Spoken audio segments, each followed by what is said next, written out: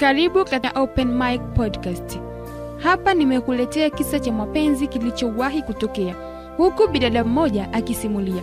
Mimi ni Arafa Ngondai, big up ziende kwa Gerard Kadinya, mwongozaji wa podcast hii. Mume wangu ni mhandisi, ninampenda sana. Kiukweli napenda sana muda mwingi kuwa naye karibu. Miaka 3 ya uchumba na miaka 2 sasa katika ndoa, naweza nikakubali kwamba hivi sasa nimemchoka. Sababu kubwa ya kumchoka ni kutokana na yeye alivyobadilika tofauti na mwanzo. Mimi ni mwanamke ambaye napenda sana kudekezwa na niko sensitive sana katika swala la mahusiano na hisia. Kila siku namlilia mume wangu juu ya mapenzi aliyokuwa akinionyesha mwanzoni, kama mtoto anavyolilia pipi. Ila mume wangu amekuwa mbishi, hataki kurejesha yale mapenzi ya mwanzo. Hii imenifanya niichoke sana ndoa yangu mapema. Siku moja niliamua nimueleze maamuzi yangu kwamba nataka talaka yangu. Kwa nini? Aliniuliza huku akishangaa. Nimechoka, hakuna sababu ya kila kitu duniani, nilimjibu. Alibaki kimya usiku mzima. Kwa hili alinikatisha sana tamaa. Nikajiambia kuwa mume ambaye hataki hata kunibembeleza juu ya haya maamuzi yangu, wala hataki kutoa maoni yoyote, mimi wa nini sasa? Ila mwishoni aliniuliza, nifanye nini ili ubadili maamuzi yako? Kuna mtu alishawahi kusema kwamba ni vigumu mno kubadili maamuzi ya mtu mzima, na mimi nafikiri nilikuwa nishaamua kufanya hayo maamuzi kutokana na kutokuwa na imani naye tena. Nilimwangalia machoni mwake taratibu nikamjibu, hili hapa ni swali langu, ukiweza kulijibu ninaweza nikabadili maamuzi yangu. Mfano nikakwambia nataka ukanichumie ua ambalo lipo upande wa mlima mrefu, na wote tunao uhakika kwamba kwenda kulichuma hilo ua kutakusababishia kifo. Utafanya hivyo kwa ajili yangu? Akaniambia kwamba majibu atanipa kesho. Matumaini yangu yakapotea kwa hilo jibu lake la mkato. Niliamka asubuhi na kukuta ameshaondoka kwenda kazini. Nikaona kipande cha karatasi kilichoandikwa kwa mkono chini ya bilauri ya maziwa katika meza ya chakula. Kilisomeka hivi: mke wangu kipenzi, jibu langu ni kwamba sitoweza kulichuma hilo ua. Niruhusu nikueleze sababu za kutolichuma.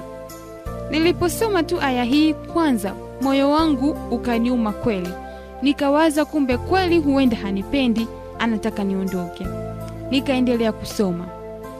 Mke wangu, sababu zenyewe ni hizi: unapotumia kompyuta yako mara nyingi huwa unakosea kuitumia vizuri, na hulia mbele ya kompyuta yako kwamba hujui umeharibu nini. Mimi hutumia muda wangu kukuelekeza namna njema ya kutumia. Mara nyingi tunavyoenda kazini asubuhi, wewe husahau funguo zako za nyumbani, na huwa unawahi kurudi nyumbani wewe. Hivyo hunibidi mimi nirudi nyumbani kukufungulia mlango, halafu nirudi tena ofisini. Unapenda kukaa peke yako nyumbani. Huwa nina hofu juu ya upweke wako. Hivyo huwa najitahidi nikitoka ofisini nije kuongea na wewe, kutaniana ili kukuondolea upweke. Unapenda sana kuangalia TV.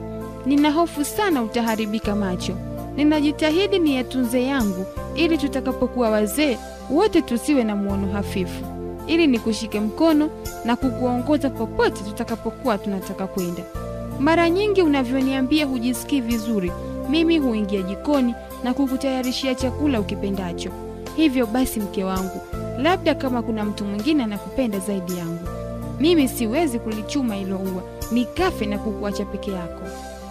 Machozi yakanidondoka. Nikaendelea kusoma. Sasa umemaliza kusoma jibu langu. Kama umeridhika, tafadhali fungua mlango wa mbele wa nyumba. Nimesimama nje nikiwa nimekubebea mkate na maziwa uyapendayo. Nilikimbia haraka kwenda kufungua mlango, na kweli nilimkuta akitabasamu huku akiwa amebeba mkate na maziwa niyapendayo. Sasa nina uhakika kwamba hakuna anayenipenda zaidi yake, na nimeamua nimzuie asiende kulichuma hilo ua. Maisha ndivyo yalivyo. Pale mtu anapokuwa amezungukwa na upendo, mara nyingi huweza kujisahau na kuona ni jambo la kawaida tu kwa vile mapenzi yapo. Mapenzi hujionyesha kwa namna mbalimbali, hata kwa namna zilizo ndogo kabisa. Hakuna standard form ya mapenzi, ila kujaliana ni msingi imara wa kukuza mapenzi kati ya wawili wapendanao kweli. Usikose kufuatilia sehemu ya 6 ya Open Mic Podcast podcast ambayo inahusu upendo. Mimi ni Arafa Ngondae, mwandaji wako ni Gerard Kadinya.